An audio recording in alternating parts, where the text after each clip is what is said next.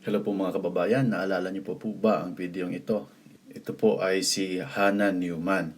Isa po siyang German politician ng Alliance 90 na tinatawag po nilang The Green. At member po siya ng Parliament ng European Union. At siya po ay nagpanukala na alisin po ang grant sa Pilipinas ng GSP+. Ito po ang GSP+, ay kasunduan po ng European Union at ng Pilipinas na pagdating po sa tinatawag po nating pag-i-export ng ating po mga produkto ay meron po tayong diskwento o halos zero po ang binabayaran po nating buwis. Kaya naman ito pong gusto po niyang alisin sa Pilipinas o alisin po ang pribilehiyong ito sa Pilipinas. Gawa lamang po ng kanyang interview sa isang tao na siya lamang pong naninira sa ating pong bansa. Bagaman ang kanyang tinutukoy po ay Pangulong Duterte, pero ang pribilehiyong ito nagdudulot ng malaking epekto sa ekonomiya ng ating bansa. Kaya ang apektado po dito ay ang mamamayang Pilipino at hindi lamang si Pangulong Duterte. Saan po ba nagsimula ang hakbang ito ni Hannah Newman? Ito po ay isang interview kay Maria Ressa. Mga kababayan, bago po natin pakinggan at panoorin po ang video ito, kung hindi pa kayo nakapag-subscribe po sa channel nito, click nyo lamang po ang subscribe at i-click ang bell button po para ma-update po kayo sa mga videos pa ho natin. Thank you for making this possible. And before the summer, I spoke to Maria Ressa. She had just lost a made-up case, and I was so worried about the human rights situation in the Philippines. And I said, Maria, what can we do as the international community? And she said, you know, Hannah, democracy dies in darkness, so what you should do is shed light on the situation. And that is exactly why we're having this debate today. And that's why I'm happy to see you here, Ms. Opilainen. But someone is missing, and that's our new Trade Commissioner, Mr. Dombrovski. Because we don't have these many tools as the European Union to protect human rights and democracy. And maybe our trade policy is the strongest one.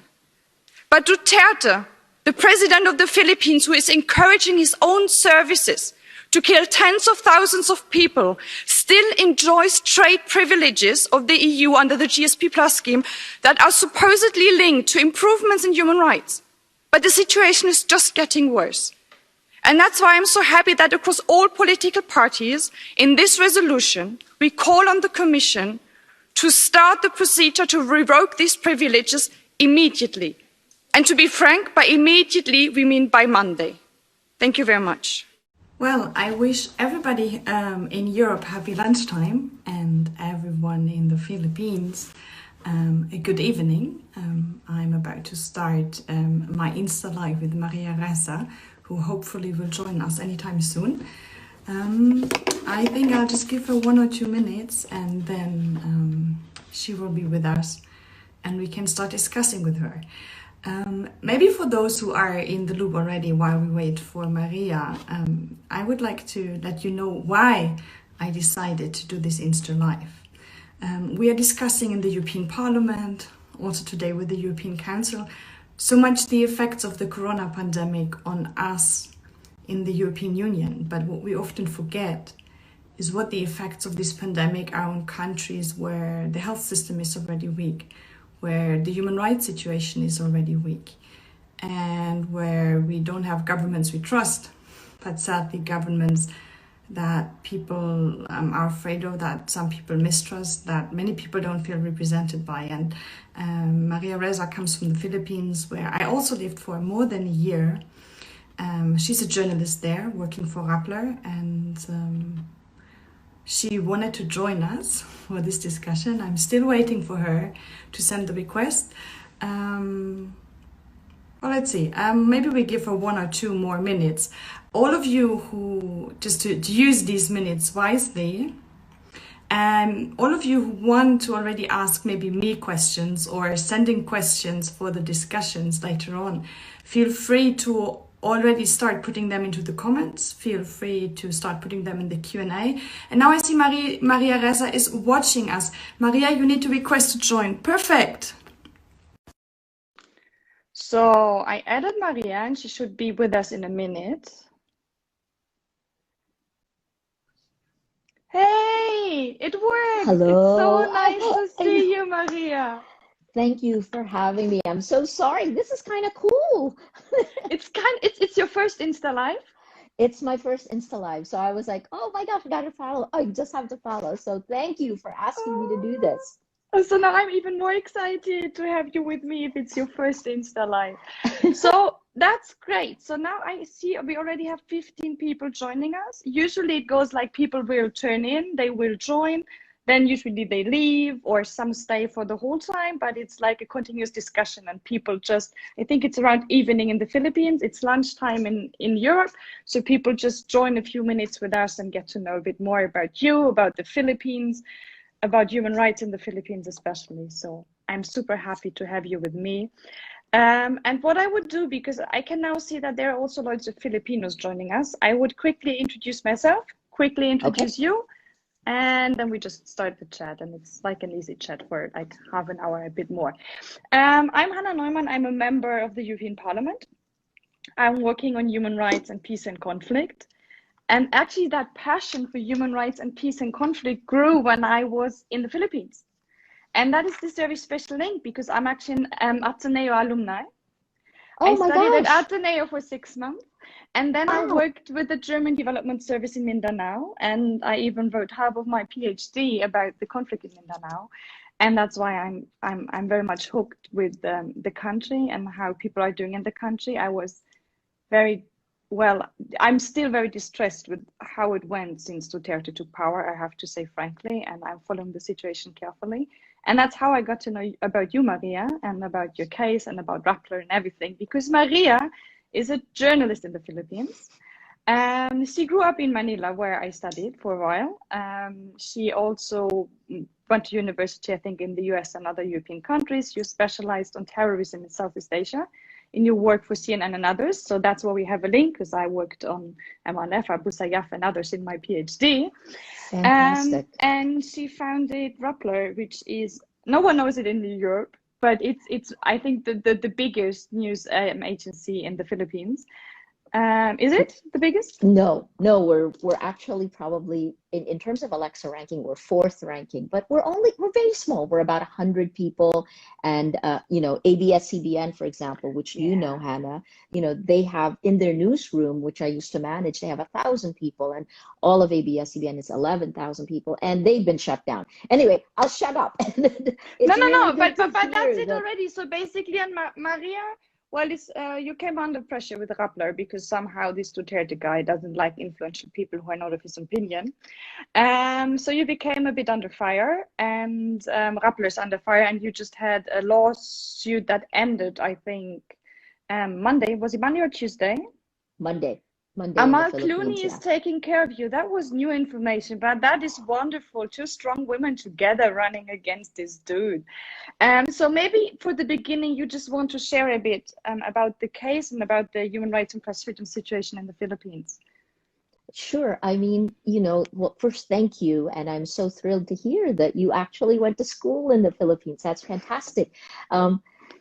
I don't even know where to begin, except that I am old. I have been a journalist for a long time. Next year it'll be 35 years, right? And That's as old as I am. See, I knew you were younger because you were doing this Instagram. But I feel old, and I feel like I've aged significantly in the last 4 years. I was here before Duterte. I will be here after. I feel like the country has fundamentally changed. I became a reporter in 1986 here with all of the gusto of a democracy. And I always thought that by the time I'm in my 50s, this is going to be an amazing place. For those who don't know it, 1985, 1986 was the time Philippines went into democracy after, some other fascists. And it kind of all started and blossomed, and people were very confident that it would now be open and flourishing and prospering. Just giving some context to people who don't know the Philippines. Go ahead, Maria. I think more interesting about that is that this country actually started the People Power Revolt in 1986, the peaceful ousting of a dictator. That was our claim to fame, right? And I became a reporter then, and then I went on and I covered Southeast Asia for CNN, and I my career began with covering the movement to democracy of most Southeast Asian countries, from authoritarian one-man rule. I covered here. I covered the end of nearly 32 years in Indonesia, of Prime Minister Mahathir in Malaysia, coming down in 2004, and then coming back again later. But Singapore, Lee Kuan Yew. So I feel like it's so sad to see that pendulum of democracy that swings this way now starting to swing back. And that's really what we've seen happening. I decided when I was 40 years old, I was going to come home. I was going to choose a home. And I could have gone back to the United States. I chose the Philippines because I think if you've been here, there's something really, I love the culture. It's not a cynical culture. It wasn't before a cynical culture. Today, it's extremely different. And then when we started Rappler, so the other part is I headed the largest news group in the Philippines. That's how I first came home. And I did that for 6 years, the network that has now been shut down just last month. And then in 2012, we decided that we were going to try to figure out what the future of journalism looks like. And I think that includes technology. That's why we started Rappler. And I went from managing 1,000 journalists to 12. So how is Rappler working, just for the Europeans? What is Rappler different from abs-cbn? So I spent most of my career as a broadcast journalist. Rappler is kind of like this, which is why, Hannah, I'm thrilled you asked me to do this because I've never done this. I thought we're really, adapted technology and social media platform. So this is very cool. That's what Rappler began in 2012. And because we embraced social media platforms, Facebook in particular, we grew 100 to 300%. And our demographic was 18 to 35 years old. That was where the chunk was. We grew very fast until 2016. And then 2016 was when President Duterte was elected. So as a startup, I was aiming to break even 2016, right? That was, and we actually were on track. And then when President Duterte came into power, within a few hours, people started dying in a brutal drug war. And I had he announced it, no one believed he would do it, and he did it even worse. So that was at least my assessment from the outside. I was even there, and that is something that struck me a lot as coming from the European Union. I was in Mindanao and Kidapawan. I think it was during the first year where he took over. Right. And a friend of mine, she came in the morning into the office and she said, "Hannah, I just wanted to excuse myself for not being top notch today. But a friend of mine, her husband was killed in the war on drugs, and now she has to look after all of the kids." And I was struck how she related to it as if it was something that happens daily. And for me, it was we need to riot. We need to go into the streets. We need to throw down this dictatorship kind of attitude. And she was just these things happen. And that's how it changed and how kind of normal the violence became. And really, as someone who has been there in 2004 already, it was shocking. Yes. And it is. And part of that is because of technology, because of social media, right? The normalization and the kind of, why did we become targeted? Because we questioned the drug war. How many people have been killed? We watched the numbers getting played with, and we held government to account. We started something we called the impunity series. And you had these pictures, right? So every time somebody was killed, you published the picture of that person, and the numbers were incredibly high. What is the number that you documented of now? By now, is it? Well, so to give you an idea, right? We had one reporter going out every night, and in July she was coming back with at least 8 dead bodies a night. And then later, once you had the Commission on Human Rights, the Philippine Commission on Human Rights, they estimated December last year that there were at least 27,000 people killed. Whoa. That's a number that's been quoted at the UN. But to be honest, the Philippine police says they have 6,000 plus, but you can't tell. But even that official number of 6,000 plus without, it's huge. It's a killing without somebody having been taken to court, properly questioned or anything. It's just going somewhere, suspecting them of dealing with drugs and killing them. That's what we're talking about. And they even commit that they done at least 6,000. Yes. Yes. So even that alone should be enough. But for me, it was the fact that at a certain point, the authorities published that there were 33 people being killed every night. And that was, it was easy to ignore it. And here's the reason why. Because social media, and I'll call up Facebook again, right? The other reason we got in trouble is because we did a series, a 3-part series on the Duterte administration's use of Facebook, of disinformation networks, and how it was manipulating public opinion, data filled. We showed the networks that were doing it and the narratives that were being pushed. And the people who were first targeted on social media was anyone who actually questioned the drug war, right? Then after that, it was the journalist. After the journalist, it was human rights activists, and then opposition politician. So after we did this 3-part series looking, and it was first, we called it Weaponizing the Internet. The second part of the series, these are 2 things I wrote. The second one was how Facebook algorithms impact democracy, how we were being manipulated. And then the third was manufactured consensus. We took a look at a sock puppet network of 26 fake accounts, and then we counted manually. It took us 3 months to figure out how many other accounts do 26 fake accounts this network impact. They touched at least 3 million other accounts, right? So that gives you a scale. After we did that series, we got pounded online. Well, attacks. I can imagine they would have hated that. So this is the beginning of the attacks. I would say that the Duterte administration, that my government has attacked us since 2016. So And first also, it was because you have this very nice, polite language of putting it. Being attacked means you have to walk around with bodyguards and bulletproof vests. It's not one of the. I'm not macho about this. I'm just pragmatic, and it is a bad sign when you have to worry about your safety and the safety of the people you work with. We have increased our security 6 times, and it is sad. But let me tell you the methodology, because I think it's happening in many other countries around the world. So first in 2016, it began with online attacks, exponential attacks, inciting to hate. And these attacks target an individual. So in that case, they targeted me, an average of 90 hate messages per hour. And there are 2 goals for this, right? The first is to just pound you to silence so that you shut up and doubt yourself. And then the second is for everyone else, so that they create a bandwagon effect.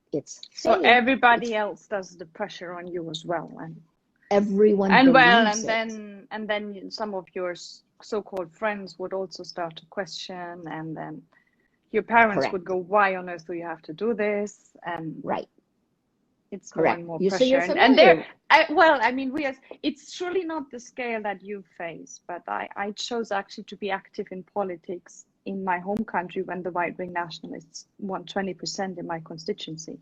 So I'm not wearing bulletproof vests, and people like you inspired me forever to do what I do. But yes, we also have this pressure, and then there are moments where you say, why on earth am I actually doing that? And then you have to get up again, because otherwise they have won. And that's why I'm so happy to see, even after that case. And I don't know if you can follow the many comments that we see in the Insta Live. So many people wishing you courage and saying what a great job you're doing. And for all those who watch, we now have even more than 50 people. You can put into the comment section. You also can put questions to either Maria or me. Maria, what can we do? What can the people watching us do? What can people like me do who are in some kind of responsible jobs? I think keep demanding that our constitution is followed. Filipinos should be the first to do that. But let me just quickly tell you the 3 things that we've lived through, right? So the first is this astroturfing online. Then the weaponization of social media is followed by President Duterte repeating the same attack. So in 2016, they seeded Maria isn't a journalist, she's a criminal. Seeded. Hard to believe at that point, because I've had a long career that's very public. And then after President Duterte attacked us, a week later, we got the first subpoena. And in 2018, the government filed 11 cases against me and Rappler. 2019, I was issued 8 arrest warrants, so I posted bail. I was arrested twice and detained once. The government wanted me to feel their power. And then 2020, this is probably the fastest libel case in the Philippines. At least that's what my lawyer tells me, and he's a former Supreme Court spokesman, Ted Te. What was at stake? The legal acrobatics of this case, just to even bring it to court, is incredible because it violates 2 principles, and we will challenge this again. The first is you should never actually apply a law retroactively. That's not just in the Philippines, because the that's article global. everything is about was published before the law. law came into place, and then I think you Correct. changed 1 or 2 letters, so you just did minor corrections, and that's why they said it would have been a new one, and they started it, which, well, That's it. is a bit Kafkaesque, as we I would think say. that's the right word, and I haven't really used that, so I might borrow that. Yeah, Kafkaesque. Because it's Kafka, and he wrote a book. It's called The Process, and where basically you're running in circles. And actually, it reminded me a bit of what No, you that's just actually described. correct.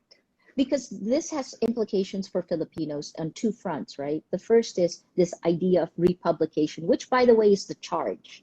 That's what we were accused of, that we republished. And what was most interesting to me is that the actual verdict never ever addressed that, never addressed the actual charge, right? And created this whole other very strange verdict. Anyway, so after the republication, the other thing that had to happen was to change the period of prescription, the statute of limitations of libel. It was changed from 1 year to 12 years. That's insane. That means every Filipino now, right? Every Filipino who posts on Facebook, you can now be sued for libel for 12 So years. libel applies not only to like official pages like abs-cbn or your Rappler, but basically it's with everybody who posts something on the web. Absolutely. Anyone who posts online. I mean, for the pandemic, our lockdown, there were people who were arrested for what they posted online. In fact, I just saw an artist in Cebu filed a case against the person who had her arrested, right? I do see a question about the case that Is it targeting malign women more than men, Maria? Because you just mentioned your Cebu friend also. Yes, absolutely. And this is data that we have, right? The kinds of attacks online target women 10 times more than men. That's at least 10 times more than men. And, you know, the person who really... But the Philippines is a country of such strong women. I mean, even for me, it was often just to see what they do in the Philippines, see how strong the women are there. So that's also a big change to see these attacks against women now. But think about it like this. There's always a macho culture that underlined it, right? Yeah, that's true. And then when you get someone like President Duterte, who of his generation, with biases, he's sexist at best, he's a misogynist at worst, it's encouraged. And I think that's part of it. Certainly the online attacks are attacking women, it's sexualized, it's gendered, and that's, I'm worried about the values of the next generation. These are influence operations, and that's the other reason I feel that, you know, Facebook has a lot to answer for. So here's the thing, with that verdict this Monday, that thing that they seeded, the narrative that they seeded on social media in 2016, that Maria Ressa is a criminal, it only took 4 years, but they weaponized the law, and then now I've been declared a criminal. Right? But there hasn't been a sentence to the degree that you would know how. Well, we will have to see. There has been. It's an indeterminate sentence, and Which means? It means that my colleague, my former colleague, and I could be jailed anywhere from 6 months and a day up to 6 years. And, but they haven't said for how long they would jail you, or it would be a surprise. How is that working? In the German court case, they would say you are sentenced to prison for 3 years. So that didn't happen. It's normally like that. This is special. I've been very special. You know, I've gotten such special treatment. So they from may my come government. one day, put you into prison, and you don't know for how long. That's the situation you're facing right now. I hope that's not it, but you know, certainly there's a veneer of legality, and you know, we will challenge all of this in court. Okay. But so when you you can are challenge charged, it in court. we must, right? And because Of course you I feel have to, but I'm happy to know that at least there's another legal way to go. there is, Otherwise, well, yeah, there's a veneer of legality, and I do okay. see a question here that goes to the case. It's a veneer of legality, and then what happens is that it is then used to create more narratives to tear down your reputation, and then that narrative that's seeded online is repeated by authority, and here you go again, right? This is propaganda at its Well, worst. and eats up a lot of resources in terms of time, in terms of emotion, in terms of resources, in terms of everything. I can clearly see that, and just keeps you from doing the important work you went back to the Philippines for.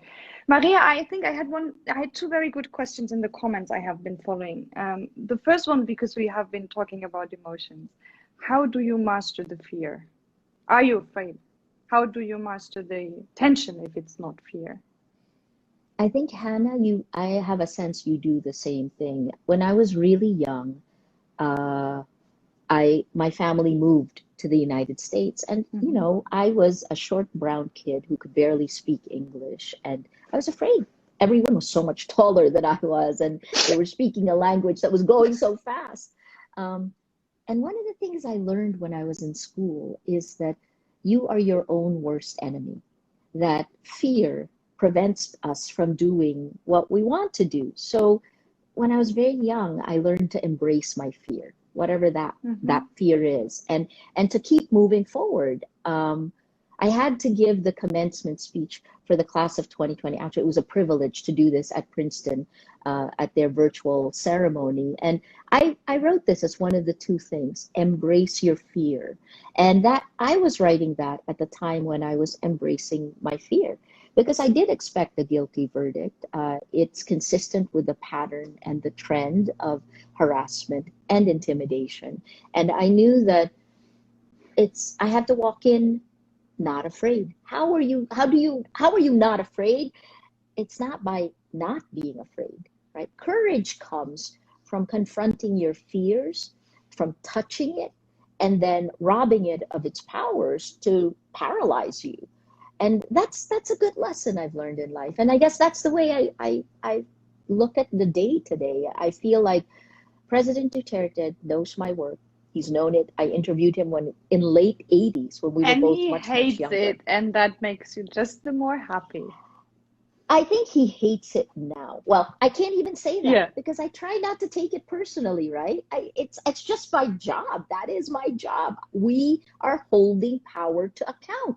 And frankly, power, which I think you know, Hannah, power should actually embrace that because it's a check and balance, right? We can It help makes make whatever power you're doing better. better. Exactly. It's not an That's, attack, it's an idea on how you could do it better. please And come back that's and the let heart my of democracy. I actually exactly. wanted to come back. We had planned with the Human Rights Committee to travel to the Philippines in May, but well, Corona killed everything. But for sure, Maria, I'm coming back. Well,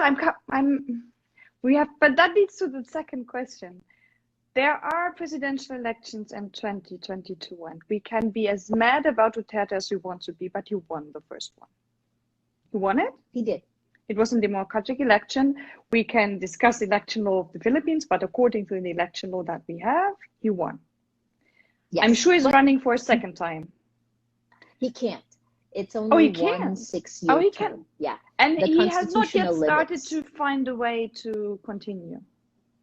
I think he has. I think what we're seeing is a consolidation of power. And what I think this verdict, along with events in the Philippines recently, actually codifies the kind of ad hoc abuses of power, the derailment of the Philippine Constitution. There have been ad hoc. A lot of things have been happening, but what happened with this verdict, it codifies the attack on media, on journalists, right? It now gives you these kinds of draconian laws about extending the prescription of libel from 1 year to 12 years. 2 weeks ago, the House of Representatives passed an anti-terror bill that is draconian at best, and according to a former Supreme Court justice, is unconstitutional. It's unconstitutional. It essentially gives a small group of cabinet secretaries the ability to call any critic a terrorist. And when they do that, they can arrest them without a warrant. they can jail them and keep them in jail for at least Well, and it 24 puts days. everybody in constant fear of being labeled that way just for speaking up. And that connects to why you want to silence people who are asking tough questions, right? But I think if this pushes through, and all it needs is President Duterte's signature, he may hear everyone really, unhappy about it, afraid of it. And even if he doesn't sign it, within 30 days, that bill will become a law. And here's my fear. This is a country that fought for democracy, that understood what democracy is. And today we're at the precipice.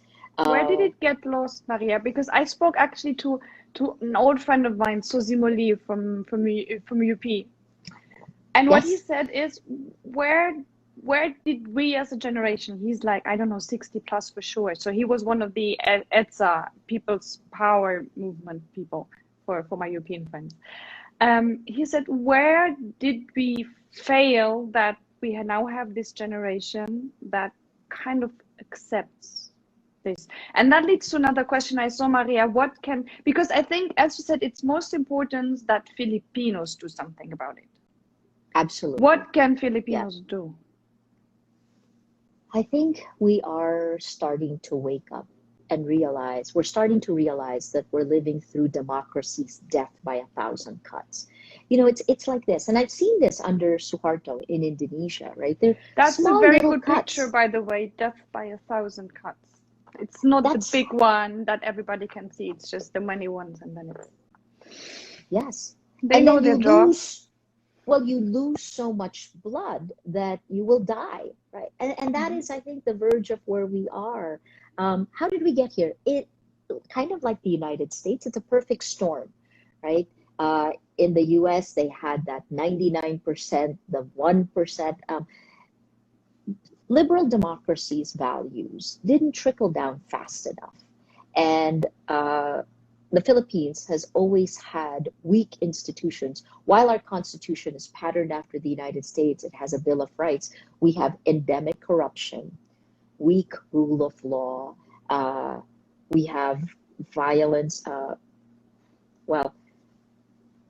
If you have weak rule of law, now I don't even know what to call what's happening in the drug war, right? But with weak Well, that's no rule institutions, of law.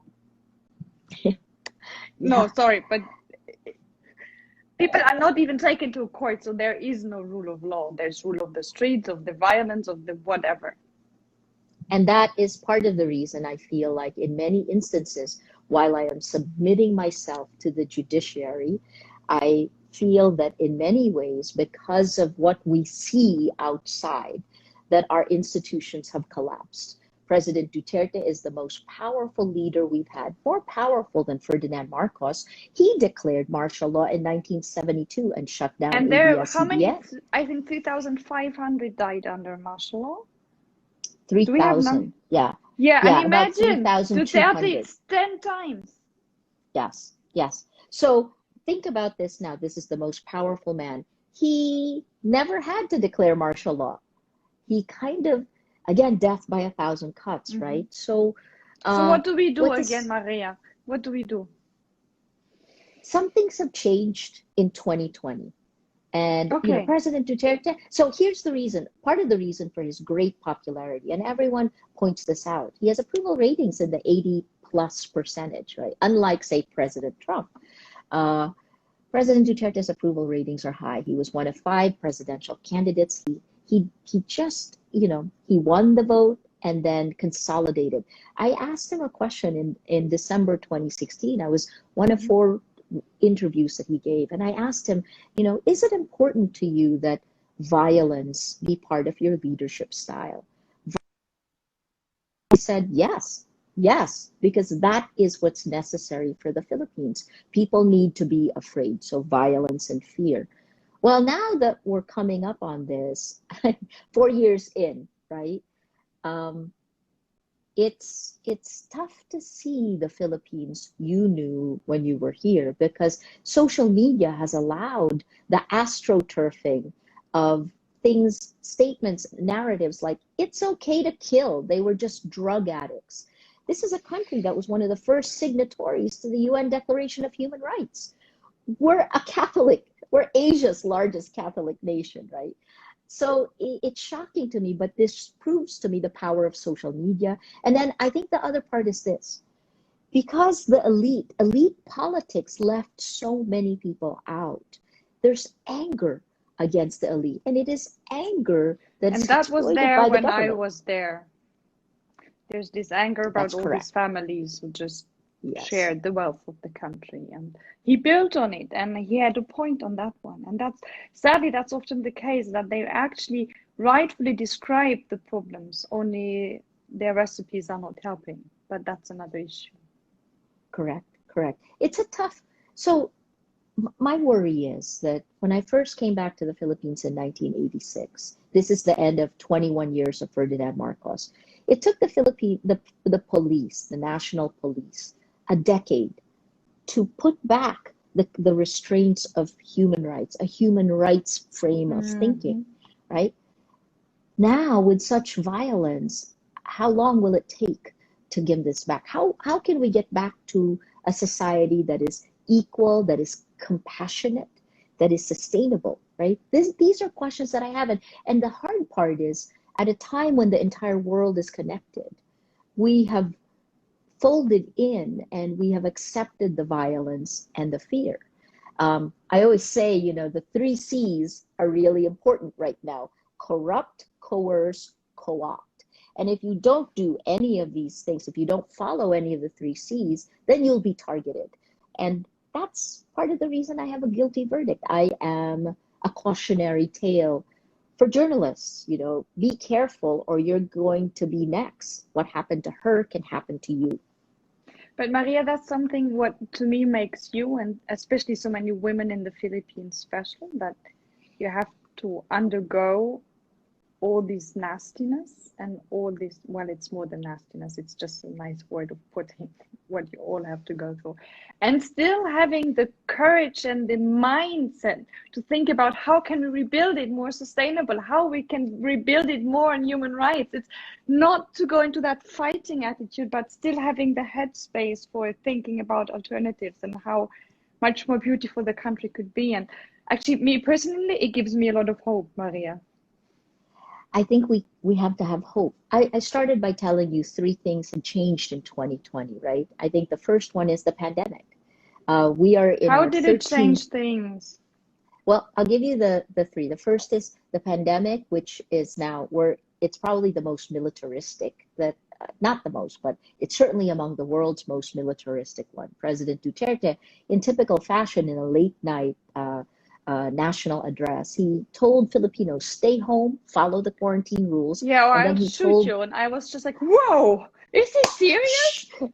he said, shoot them dead. That's a direct quote. And the very next day, a 63-year-old farmer was shot and killed, right? Because he was stopped at a checkpoint because he didn't have Well, a and he kind mask. of gave the legitimacy to others to execute his orders. Well, that's how police works. Yes, yes. So Yeah, the that was pandemic super is, worrying to see that quote. but here's the other thing that happened that same night when the president said that.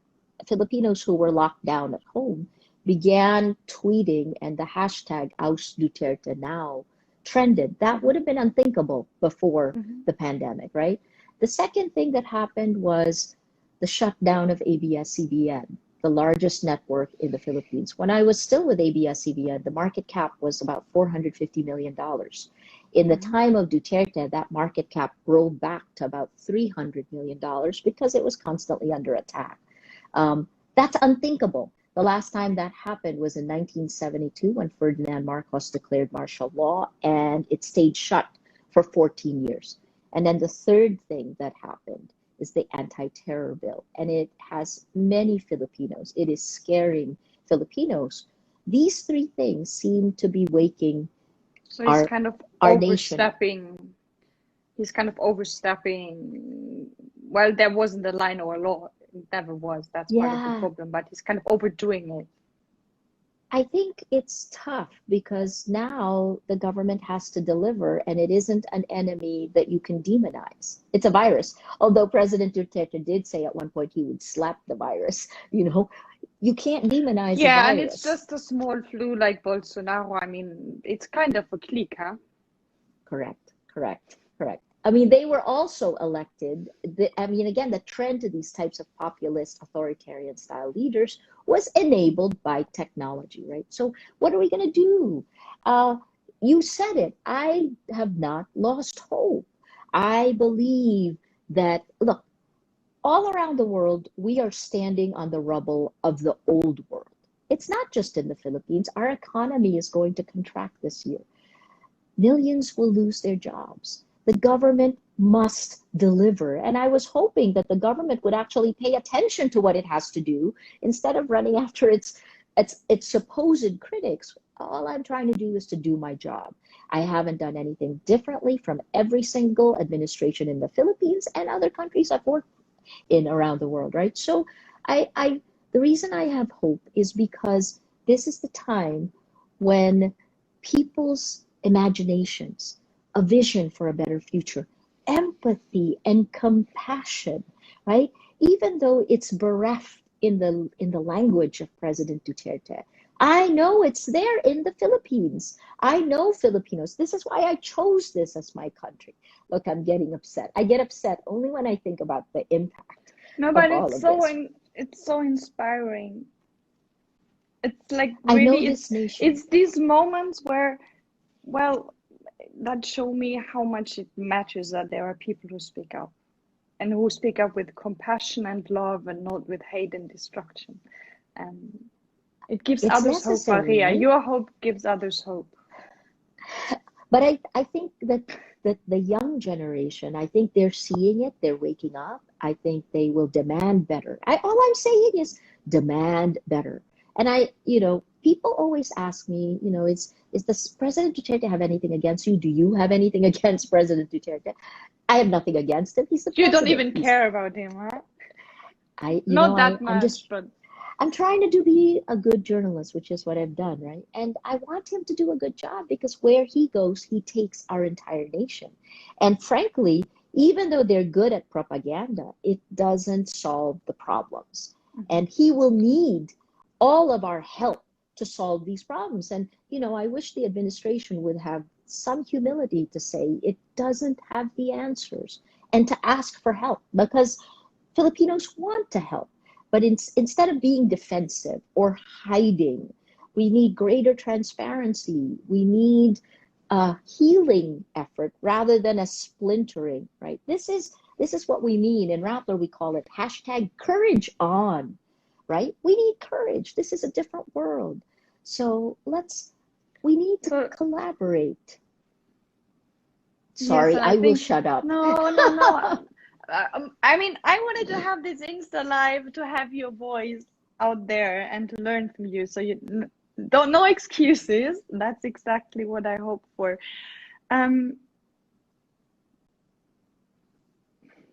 How can I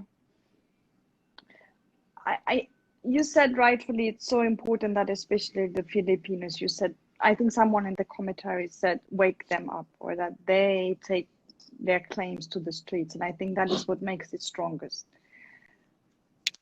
Still, what can we as the International Human Rights Committee or people who care about democracy, people who care about the Philippines, I mean, because of all these expats, there are Filipinos everywhere and we all have kind of Filipino friends and there's this abstract connection with the country, even for people who have never been in the Philippines. What is it that we can do to support? That would be my last question. Don't forget us. I think that's one. I think part of the reason Rappler and I have survived 4 years of attacks is because of the kindness of strangers. The only defense a journalist has when you're attacked is to do the stories, to shine the light. And I've been lucky enough, I spent almost 20 years of my life working outside the Philippines, and colleagues have known how I work. I now have worked longer in the Philippines than I have outside. But if we didn't have the international news groups, if the news groups here in the Philippines weren't doing our stories, it would be easy. The Washington Post has their new tagline, democracy dies in darkness, right? Democracy dies in darkness. So I think that's one. Please ask about us. Please nudge your friends to be more transparent. If they're in government, please bring this up because these are their values. And one of my greatest fears is that levels of corruption will go up. It will happen in the dark. We will shackle our next generation to debt, and we will kill the future. I don't want that to happen, and that's part of the reason we keep doing our jobs. Talk to your friends in the Philippines. Nation, you have bilateral relations with the Philippines, right? I think the Well, one thing Philippines that even have a tax exemption that we are challenging because it came actually with promises to improve the human rights situation, and well, the situation did not exactly improve, but this the is exemptions are still GP. there. So Yes, yes. And actually, that's part of the reason. What's interesting to me is that when I don't shut up, right? Also because I know that's my only defense. Because when you fight great power and you're one journalist, you don't stand a chance. But one of the things I realized early on was that when I was speaking, the government, the Philippine government, sent a secretary to Europe to talk to European governments. So you're quite important to my government. You know, please let yes, them I know. know. Let's We're bring back working on it, values. Maria. We're working on it, believe me. And I'm trying to get the Human Rights Committee to travel to the Philippines as soon as it's possible. I will come for sure again, and then we will be I able would to love to meet in take you for a person. meal. Yes, Yeah, we yes. really have to do that. Adobo talong. So if you want to know which it should be, adobo talong has been my favorite. I even know how to cook it here. So, Wow. That's funny. That's funny. but I'm there's so glad. the well, aside of knowing more and getting an update of the situation of the Philippines, for me now the biggest takeaway was, Maria, that this term embrace your fear, it kind of captures what somehow on a well, it puts words on a feeling that I often had. It meant you go in there, you go out of your comfort zone, you know you have to do it, you don't feel good, but you do it with all the strength you can find. And It's thank you very much for fear. giving this feeling a word. I think this is like the stages of loss, right? Fear is, there's that beating in your heart, that sinking stomach, and then you get through it and you come out with courage if you And confront it. strong, so strong. Maria, you are also. And well, we stay in touch. Thank you so very Thank much you. for also sharing with all my European friends. That's you said it nicely. You shed light on the situation, and that was one of the attempts because we are so much occupied with our own COVID struggle right now. And I really do not allow us to forget that the world out there has its struggles. It has had it before, and sometimes they even got worse because of the COVID. And Can I add together one we are last thing on strong. COVID? Sure, you can add So, one last thing on COVID, Maria. what you said about together we are strong, right? I think people forget that when you're fighting a pandemic, a virus, we're only all as strong as our weakest link, which means, these kinds of like vertical silos of each nation handling this on its own, the world isn't going to stay shut down forever. So we do need your help in this, I think. The Philippines says it doesn't have the resources. It does. But I think we all need to come together globally to fight the virus because we're only as strong as the weakest link. If it erupts in a country that isn't handling it well, it will spread to all the other nations. That's my only thing. I still believe, you can't leave anyone behind. But it's an important lesson because it clearly shows this pandemic helps the public good. That's an important lesson in the first place. It doesn't help us if Yes. just those with the private health care are well off, and it's a global good. And if we learn that lesson from the pandemic, we have, well, moved ahead. Thank you so much, Fingers Maria. crossed. You have a very nice evening, and I just hope that, Thank you. let's say, as soon as possible, either you can come to Europe or I will be able to come to the Philippines and this world gets together again and be just more peaceful. We really need this. Thank you so Come much. visit soon. It was super nice. I will. Thank you so much, Maria. Bye. Bye, Hannah.